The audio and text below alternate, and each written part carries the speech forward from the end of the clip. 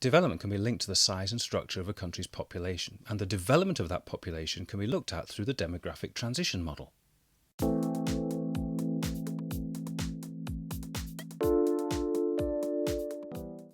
The demographic transition model looks at how the population of a country might change over time.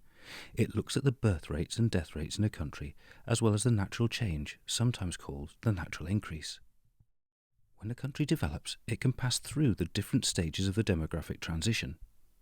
In the high fluctuating stage 1, birth and death rates are both high and will fluctuate due to issues such as disease or war, leaving the population relatively stable. There are very few locations in the world at this stage, mainly rainforest tribes with little contact with the outside world. The early expanding stage 2 is where the death rate starts to decrease, whilst the birth rate remains high. With more births than deaths, the population starts to expand.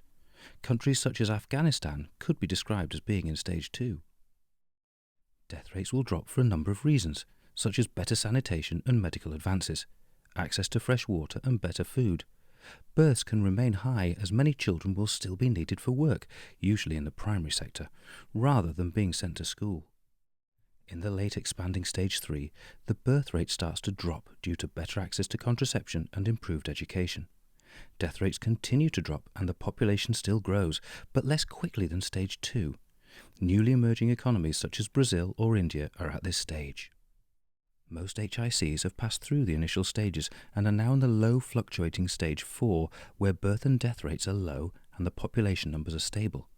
Countries like the UK and USA have good healthcare systems, along with excellent education, with women choosing careers offsetting family life, which leads to smaller families. The final stage is where a population, such as Japan or Italy, actually experiences a population decline. Birth rates continue to drop, whilst deaths increase slightly due to the ageing population in many HICs. A controlled population can aid in the development of a country, and the demographic transition shows how economic circumstances can also alter the structure of a population.